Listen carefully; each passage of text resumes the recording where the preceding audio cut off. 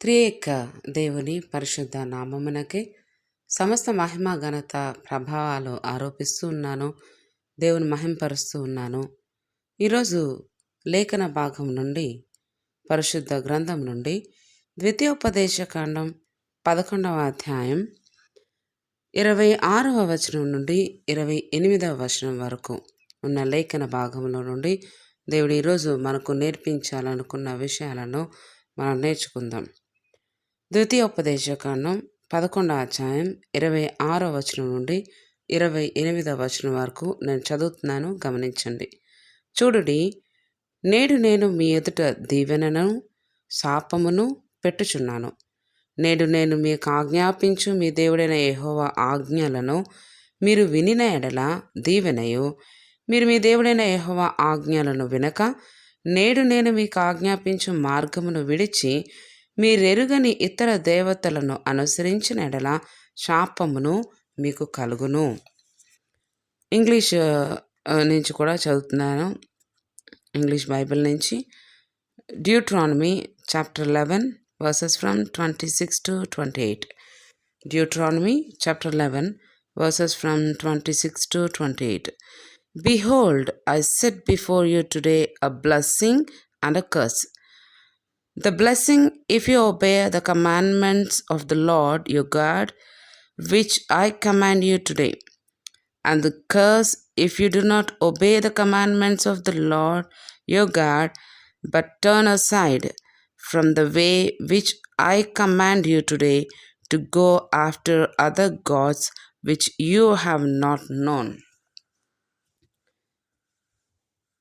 ఈ లేఖనాన్ని బట్టి మనం ఆలోచన చేస్తే, ద్వితీయోపదేశ కాండంలో, నిర్గమాకాండంలో ఏ యొక్క ఆజ్ఞలను దేవుడు ఇశ్రాయేలు జనాంగానికి మోషే ద్వారా, ఆయన వ్రాత ద్వారా ఆయన అనుగ్రహించాడో వాటినే ద్వితీయోపదేశ కాండంలో వివరణలను మనం చూస్తూ ఉంటాం. ద్వితీయోపదేశ కాండంలో కూడా దేవుని యొక్క కట్టడలను, ఆయన ఆజ్ఞలను అధికంగా వివరించడం జరిగింది. మన ఆజ్ఞలు, దేవుడు ఇచ్చిన 10 ఆజ్ఞలు నిర్గమాకాండం 20వ అధ్యాయంలో చూస్తాం.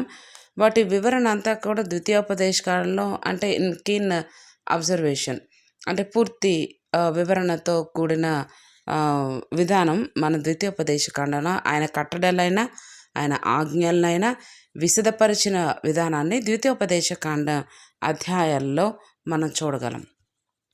ప్రత్యేకంగా ఈరోజు ఈ యొక్క లేఖన భాగం, దేవుడు మనకు అనుగ్రహించిన ఈ లేఖన భాగాన్ని మనం అధ్యయనం చేస్తే, దీని గురించి ఆలోచన చేస్తే 26వ వచనంలో చూడండి. ద్వితీయోపదేశకాండం 11వ అధ్యాయం 26వ వచనంలో, చూడుడి, నేడు నేను మీ ఎదుట దీవెనను శాపమును పెట్టుచున్నాను. ఇశ్రాయేల్ జనాంగంతో దేవుడు తెలియజేస్తున్న మాటలు, ఈ మాటలకు ముందు ఉన్న వివరణ కూడా నేను మీకు తెలియజేస్తాను. అయితే ఈ యొక్క ప్రత్యేక వచనాన్ని మనం ఆలోచన చేస్తే, అక్కడ 2 విషయాలను దేవుడు తెలియజేస్తున్నాడు. నేను మీ ఎదుట దీవెనను ఉంచుతున్నాను, అలాగే శాపమును ఉంచుతున్నాను. దీవెనను ఉంచుతున్నాను, శాపమును ఉంచుతున్నాను. ఇక్కడ నేను ఒక పాట, నాకు అంటే ఈ వచనం దేవుడు నాకు చూపించినప్పుడు ఈరోజు మెసేజ్ గురించి, సో నాకు ఒక పాట జ్ఞాపకం వస్తూ ఉందండి. చిన్నప్పుడు నేర్చుకున్నాను, అంటే ఇది కంప్లీట్గా కాదు కానీ సరే. నేడు మీరు కోరుకోనుడి, మీరెవరిని సేవింతురో, నేను నా ఇంటి వారును యెహోవాను సేవింతుము. నేడు మీరు కోరుకోనుడి, మీరెవరిని సేవింతురో, నేను నా ఇంటి వారును యెహోవాను సేవింతుము. యెహోషువ చెప్పి చేసెను, నేను కూడా సేవింతును. యెహోషువ చెప్పి చేసెను, నేను కూడా సేవింతును. ఈ పాటలో మనం చూస్తే, నేడు మీరు కోరుకోనండి, మీరు ఎవరిని సేవిస్తారో యెహోషువ చెప్పిన మాటలు జ్ఞాపకం వస్తూ ఉన్నాయి. ఆయన చెప్తాడు, నేను మీరు కోరుకుని మీరు ఎవరిని సేవిస్తారు? నేనైతే నా కుటుంబం అయితే మేము యెహోవాను సేవిస్తాము అని చెప్పిన మాటలు. ఇక్కడ మనం చూస్తాము, నేను మీ ఎదుట దీవెనను ఉంచుతున్నాను, శాపమును ఉంచుతున్నాను. సాధారణంగా మన ఆలోచన ఎలా ఉంటుందంటే, వ్యక్తిగతంగా రక్షణ కనుక వ్యక్తిగతంగా మనం దేవుడు అనుగ్రహించే నిత్యరాజ్యంలో వారసులం అవ్వాలి కాబట్టి, లేకపోతే మన కొరకు సిద్ధపరిచిన నీతి కిరీటాన్ని సంపాదించుకోవాలి కాబట్టి, రక్షణ అనేది పూర్తిగా వ్యక్తిగతం అన్న ఆలోచనలు. కానీ మన దేవుడైన యెహోవా ఆయన కుటుంబములుగా మనలను కట్టినప్పుడు, ఆ కుటుంబములతో సహా ఆయనను సేవించబద్ధులమై ఉన్నాం. కుటుంబాలతో సహా మనం ఆయన ఇచ్చిన నిత్యరాధ్యాన్ని మనం సంపాదించుకొనవలసిన వారమే ఉన్నాం. మీరు అనొచ్చు బహుశా, అంటే లేఖనాలను ఆధారం చేసుకునే మనము కొన్ని లేఖనాలను మాత్రమే ఆధారం చేసుకొని మాట్లాడుతూ ఉంటాం. అది నిజానికి మనం చేసే చాలా పెద్ద పొరపాటు అని చెప్పాలి. లేఖనాలు కొన్నింటిని ఆధారం చేసుకొని మాట్లాడద్దు ఎప్పుడు కూడా. దాన్ని ఆధారం చేసుకుని దాన్ని డిక్లేర్ చేసుకొని దానికి తగినట్టుగా జీవితాలను కొనసాగించద్దు. రక్షణ వ్యక్తిగతమైనప్పటికీ కుటుంబాలుగా దేవుడు మనలను నియమించినప్పుడు, ఆయన మనకు కుటుంబాలు దయచేసినప్పుడు, మనం కుటుంబాలతో సహా ఆయన ఇచ్చిన నిత్యరాజ్యంలో ప్రవేశించాలి. ఒకవేళ మీరు అనొచ్చు, నిత్యరాజ్యంలో పెండ్లికి ఇవ్వబడరని చెప్పాడు కదా యేసయ్య. వచ్చి అడుగుతారు కదా, ఇంతమంది పెనిమిట్లు ఉన్నారు, ఆమె ఎవరికి భర్త అవుతుంది? అప్పుడు అసలు భర్త చనిపోయాడు, తర్వాత తన సహోదరుడు ఆమెను వివాహం చేసుకున్నాడు, అతను చనిపోయాడు, మరలా ఇంకోటి చేసుకున్నాడు. అలాగా అందరి సహోదరుల్లో తను నిత్యరాజ్యంకి వెళ్ళినప్పుడు తన ఎవరికి భార్య అవుతుంది అని వచ్చి యేసయ్యని ప్రశ్నించిన సమయంలో యేసయ్య చెప్పిన వివరణ మనకు తెలుసు. ఏంటి అని అంటే, ఆయన చెప్తాడు కదా, అక్కడ ఎవరు పెండ్లికి ఇవ్వబడరు, పెండ్లి చేసుకున్నారు, అక్కడ ఇవ్వబడరు. కానీ ఇక్కడ మనం కుటుంబాలుగా దేవుడు ఇచ్చినప్పుడు కుటుంబాలతో సహా ఆయనను ఆరాధించువారై ఉన్నాం, ఆయనను వలసిన వారమై ఉన్నాం, ఆయన మార్గంలో నడవవలసిన వారమే ఉన్నాం. ఇక్కడ చూస్తాము, ద్వితీయోపదేశ ఖండంలో 11వ అధ్యాయం అంతా మీరు చూసినప్పుడు దీవెనలకు సంబంధించిన మాటలు మనం చూస్తాం. కాబట్టి మొదటి వచనం చూడండి. కాబట్టి నీ దేవుడైన యెహోవాను ప్రేమించి ఆయన విధించిన వాటిని అనుసరించి ఆయన కట్టడలను, విధులను, ఆజ్ఞలను ఎల్లప్పుడూ గైకొనవలను. నీ దేవుడైన యెహోవా చేసిన శిక్షను, ఆయన మహిమను, ఆయన బాహుబలమును, ఆయన చాపిన చేతిని, ఆయన ఏ విధంగా అయితే ఐగుప్తు నుంచి కాపాడాడో వాటిని మర్చిపోవద్దు.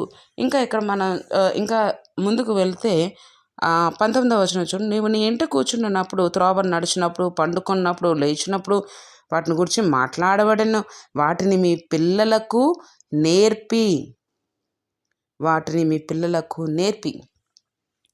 సాధారణంగా నాకు తెలిసి లూథరన్ చర్చ్లోనే నేను పెరిగాను కాబట్టి ఎక్కువ శాతం లూథరన్ చర్చ్ గురించే అంటే నాకు తెలిసింది అదే కాబట్టి. లూథరన్ చర్చెస్లో చిన్నపిల్లలకు బాప్తిస్మాలు ఇస్తూ ఉంటాం. బాప్తిస్మాలు ఇచ్చినప్పుడు అక్కడ ఆరాధన క్రమం అంతటినీ గమనిస్తే, ఆ రోజు అయిపోయిందా, బాప్తిస్మం ఇచ్చామా, వదిలేసామా అన్నట్టు ఉంటుంది అందరి జీవితాలు కూడా. ఎవరిదైనా, నాదైనా సరే, ఎవరిని ప్రశ్నించడం కాదు. కానీ సాధారణంగా మనం చేసేది ఏంటంటే, ఆ రోజు బాప్తిస్మం ఇచ్చేసామా, ఆ రోజు పాస్టర్ గారు వెళ్ళినప్పుడు ఆన్సరింగ్ ఉంటుంది. ఆరాధన క్రమంలో ఆన్సరింగ్ చేసేసామా, అంతే. నిజానికి అక్కడ చెప్పబడిన మాటలు మన పిల్లలకు దేవుని ఆజ్ఞలు నేర్పించాలి, విశ్వాసంలో పెంచాలి. ఎంతమంది చేస్తున్నాం? చిన్నపిల్లలకు బాప్తిస్మాలు ఇప్పించేసి ఎంతమంది దీన్ని చేసాం? అసలు నిజంగా దేవుని సన్నిధిలో ఒప్పుకున్నాం కదా? ఎవరైనా ఆలోచన చేసాం అసలు? అయ్యో, చాలా చెప్తామండి దేవుని సన్నిధిలో, లేకపోతే ప్రార్థనలో చాలా చెప్తూ ఉంటాం. అవన్నీ గుర్తుపెట్టుకుంటామా? కానీ మనం మర్చిపోతాం. కానీ మన దేవుడు ఆయన మర్చిపోడండి, జ్ఞాపకం చేసుకోండి. అయితే ఇక్కడ ఈ వచనం ద్వారా దేవుడు మాట్లాడుతున్న విషయం ఏంటంటే, మీ పిల్లలకు వాటిని నేర్పించాలి. ఏంటవి? ఆయన ఆజ్ఞలు నేర్పించాలి. ఇక్కడ మనం చూస్తాము 13వ వచనంలో ద్వితీయోపదేశకాండం 11 అధ్యాయం 13 కాబట్టి మీ హృదయములతోనూ మీ పూర్ణ హృదయంతోనూ మీ పూర్ణ ఆత్మతోనూ మీ దేవుడైన యెహోవాను ప్రేమించి ఆయనను సేవింపవలనని నేడు నేను మీకిచ్చు ఆజ్ఞలను మీరు జాగ్రత్తగా వినిన ఎడల మీ దేశమునకు వర్షము అనగా తొలకరి వానను కడవరి వానను దాని కాలమున కురిపించేదను. అందువల్ల నీవు నీ ధాన్యమును నీ ద్రాక్షారసమును నీ నూనెను కూర్చుకుందువు. మరియు నీవు తిని తృప్తి పొందినట్లు నీ పశువుల కొరకు నీ చేలయందు గడ్డి మొలిపించేదను. మీ హృదయము మాయలోను చిక్కి త్రోవ విడిచి ఇతర దేవతలను పూజించి వాటికి నమస్కరింపకుండా మీరు జాగ్రత్త పడుడి. లేని ఎడల యెహోవా మీ మీద కోపపడి ఆకాశమును మూసివేయను, అప్పుడు వాన కురియదు, భూమి పండదు. యెహోవా మీకిచ్చుచున్న ఆ మంచి దేశమున ఉండకుండా మీరు శీఘ్రముగా నశించెదరు. ఇక్కడ ఈ మాట మనం జ్ఞాపకం చేసుకుంటే ఇక్కడ చెప్తున్న మాటలు కదండి, మనకందరికీ తెలుసు. చాలా వరకు ఐగుప్తు ప్రాంతం నుంచి దేవుడు వారిని నడిపించినప్పుడు ఎంత సుదీర్ఘమైన సుదూరమైన ప్రయాణం కదా వారిది. అరణ్య ప్రదేశాల్లో నుండి అంతా వారిని నడిపించుకుంటూ వచ్చాడు. కానీ అన్నిటిలో కూడా ఆయన వారికి తోడే అన్నాడు మనకు తెలుసు. కానీ పదాజ్ఞలను దేవుడు ఇచ్చినప్పుడు కూడా మోషే కోపం వచ్చేస్తుంది. కిందకు వచ్చేటప్పటికి వారు ఒక దూడను పెట్టుకొని ఒక ఆవును తెచ్చి దాన్ని పూజలు చేస్తూ దాన్ని తిప్పుతూ ఉంటారనమాట. మోషే కిందకి కొండ మీద నుంచి దిగి వచ్చేటప్పటికి చాలా కోపం వచ్చేస్తుంది మోషేకి. ఇశ్రాయేలీలు వారు దేవుడు ఆయన ఎంత భయంకరుడో వారు కళ్ళారా చూశారు. ఆయన ఎంత ఎక్కువగా వారిని కాపాడుకుంటూ వచ్చారో చూశారు. కానీ మనుషులమైన మన జీవితాలు, మనుషులమైన మన బ్రతుకులు ఎప్పుడు కూడా దేవునికి పూర్తిగా లోబడవు.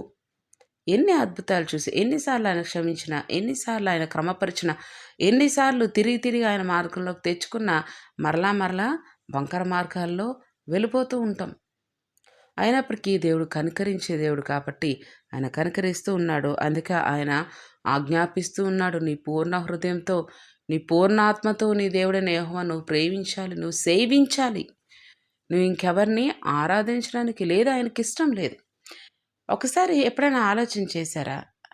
ఇశ్రాయేలు జనాంగం ఐగుప్తు ప్రాంతం నుంచి వారు ప్రారంభించబడినప్పుడు, దేవుడు వారు విడిపించి నడిపించినప్పుడు, అన్ని అద్భుతాలు చేసి వారిని కనాను ప్రాంతం వైపు నడిపిస్తూ ఉన్నప్పుడు నిజంగా ఎన్ని చేశాక ఇంతకుముందు వాక్య భాగాల్లో కూడా షేర్ చేసుకున్నాను. వారు ఆయన దేవుడైన యెహోవా వారికి పగలు మేఘస్తంభంగా, రాత్రి అగ్నిస్తంభంగా అన్ని లక్షల మందిని ఆయన నడిపిస్తూ వచ్చాడు. ఎన్ని అద్భుతాలు చేశాడు. అసలు ఆకాశం నుంచి వర్షం కురవడం తెలుసు కానీ, లేకపోతే అగ్ని కురిపించబడడం తెలుసు కానీ, ఎప్పుడైనా మన్నా కురిపించబడడం, ఆహారం కురిపించబడడం, లేకపోతే పక్షులు వచ్చి వాటికవే పూరేళ్ళు వచ్చి అక్కడ వాలి వాటికి ఆహారం, వారందరికీ అన్ని లక్షల మందికి పూరేళ్ళు సరిపడే పూరేళ్ళు రావాలంటే ఎన్ని వచ్చుంటాయి కదండి. ఆలోచించారా ఎప్పుడైనా? అన్ని లక్షల మందికి పూరేళ్ళు వచ్చాయంటే వచ్చి వాలేవి అంతే. వాటికవి దేవునికి సమస్త సృష్టి లోబడుతుందండి, ఒక మానవుడు తప్ప. సమస్త సృష్టి దేవునికి లోబడుతూ ఉంది ఇప్పటికీ కూడా. ఆయన ఏం చెప్తే అది చేస్తుంది. అది ఏం చెప్తే అది ఏవైనా సరే. పక్షులు చూడండి, వాటంతటా అవే వచ్చి వారికి లోబడిపోయాయి, వారికి ఆహారం అయ్యాయి. ఎవరు ఆజ్ఞ ఇచ్చారు? లేదు నేను వెళ్ళను, నేను ఆహారం అవను అన్నాయా? లేదే. దేవునికి లోబడ్డాయి. సృష్టి అంతా దేవునికి లోబడుతుంది.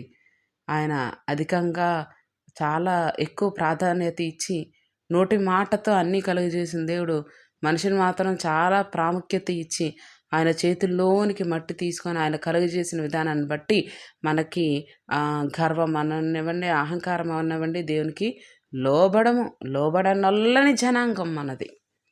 లోబడనొల్లని జనాంగం. దేవుడు ఈరోజు చెప్తూ ఉన్నాడు, ఈ యొక్క 11:26 చూస్తున్నాం కదా. ఆయన మన ముందు దీవెనను ఉంచాడు, శాపాన్ని కూడా ఉంచాడు. మనం దేన్ని ఎన్నుకుంటాము, దేన్ని స్వతంత్రించుకుంటాము అన్నది మన మీద ఆధారపడి ఉంది. అది నీ ఇష్టం. ఇక్కడ ఒక మాట జ్ఞాపకం చేయాలండి. దేవుడు ఆయన మనిషి కాడు. నిన్నటి దినాన కూడా నేను అబ్రహాం, శారా వారి యొక్క నవ్వు, వారి యొక్క పరిస్థితులను బట్టి వారు దేవుడు చెప్తున్నా కూడా వారి హృదయాల్లో వారు నమ్ముకున్న స్థితి, వాటి మీద ధ్యానం చేసినప్పుడు జ్ఞాపకం చేసుకున్నాం కొన్ని విషయాలు. దేవుడు ఆయన మనిషి కాడు. నిన్న జ్ఞాపకం వారు నవ్వారు కదా అని దేవుడు తన యొక్క ప్రణాళికను వారిలో చేయకుండా మానలే. వారు ఏంటన్నది తెలుసు దేవునికి. అబ్రహాము, శారా వారు ఎంతగా దేవునికి లోబడ్డారో తెలుసు. భర్త మాత్రం లోబడితే సరిపోయిందా? భార్య కూడా లోబడితేనే కదా అన్ని ప్రయాణాలు చేశారు కదా. శారా కూడా ప్రార్థన లేదనుకుంటున్నారా? లేదు. వారు ఇద్దరూ, నేను నిన్న పెట్టిన వీడియోలో వెనకాల స్క్రోలింగ్ వచ్చినప్పుడు పెట్టాను. అబ్రహాం ప్రార్థన చేసుకుంటున్నప్పుడు శారా కూడా పక్కన ఉంది. ఎందుకు ఈ మాటలు జ్ఞాపకం చేస్తున్నానంటే, దేవుడు ప్రత్యేకంగా మనకి ఈరోజు తెలియపరుస్తున్న విషయాలు మనం కుటుంబాలుగా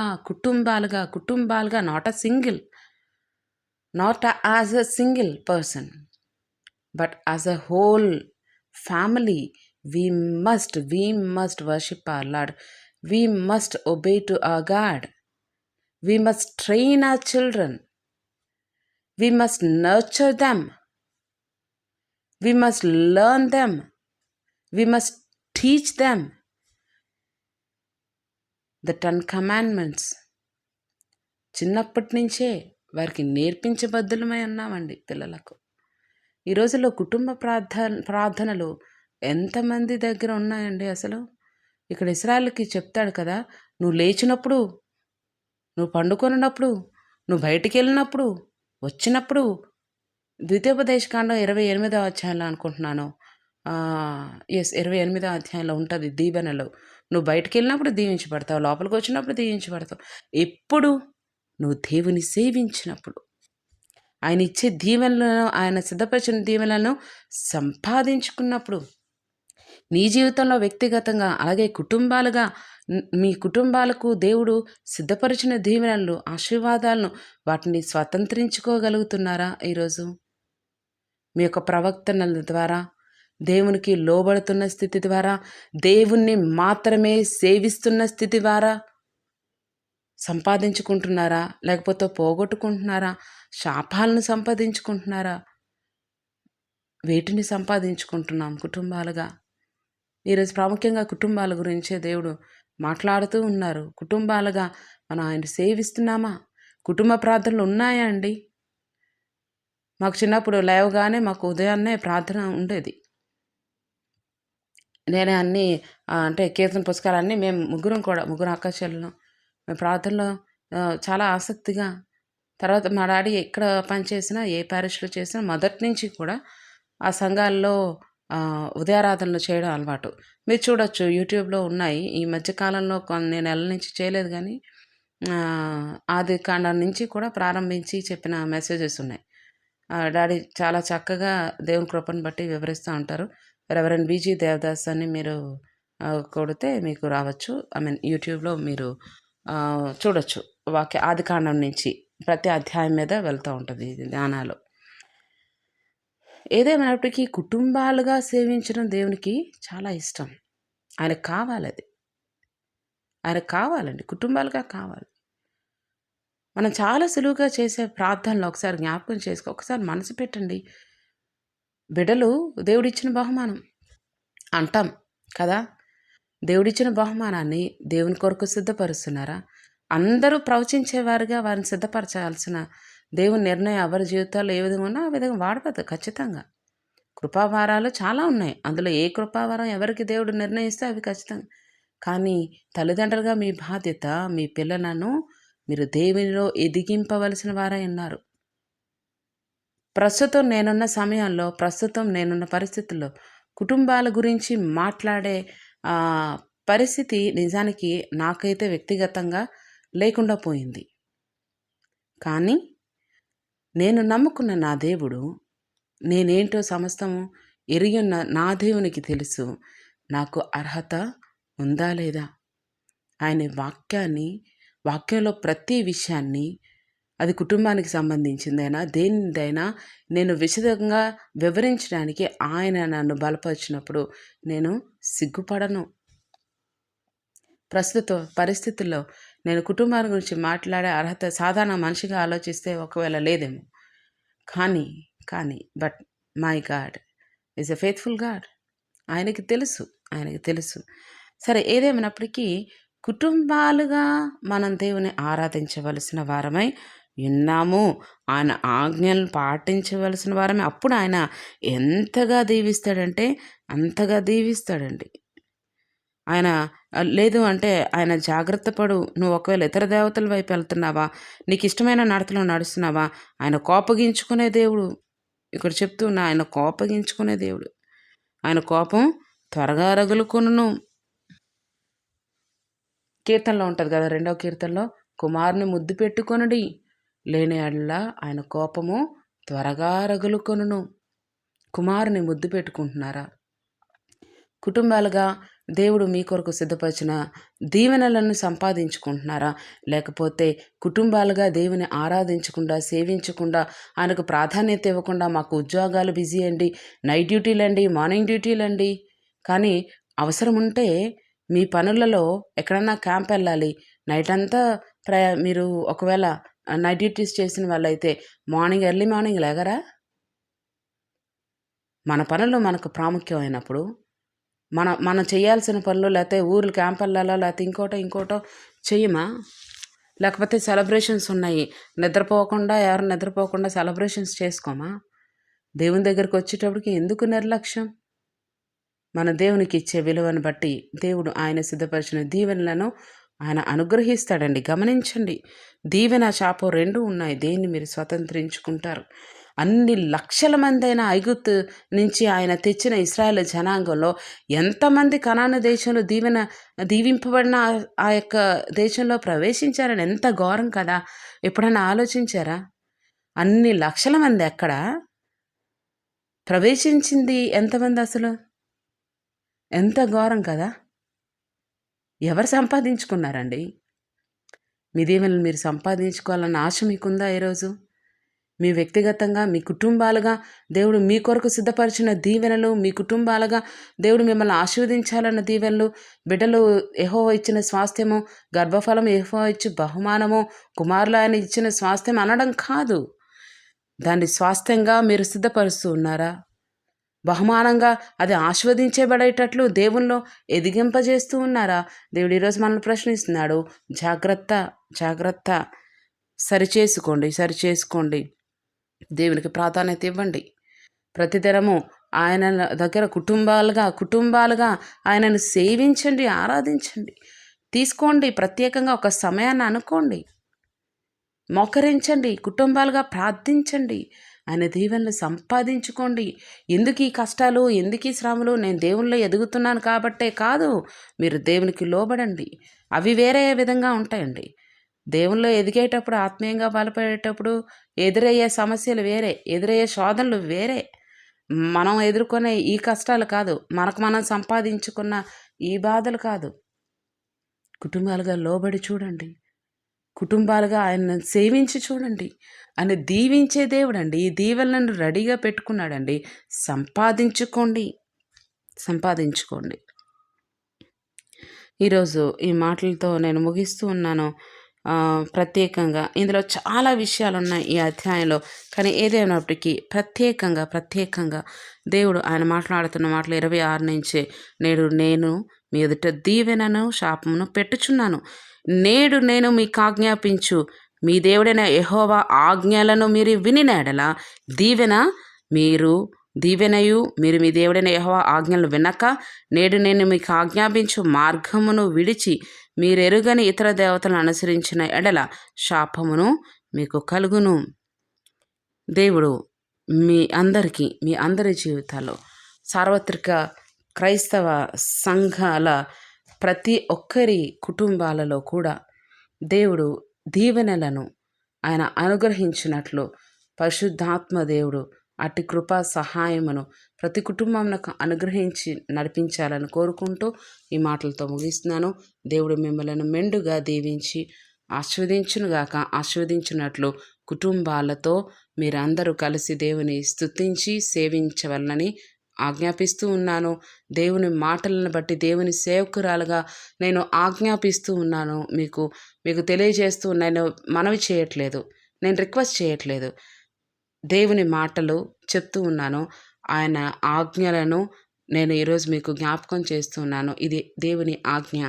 కుటుంబాలుగా దేవుని సేవించండి, ఆయన ఇచ్చి దీవెనలను సంపాదించుకోండి. దేవుడు మిమ్మల్ని దీవించునుగాక. ఆమెన్.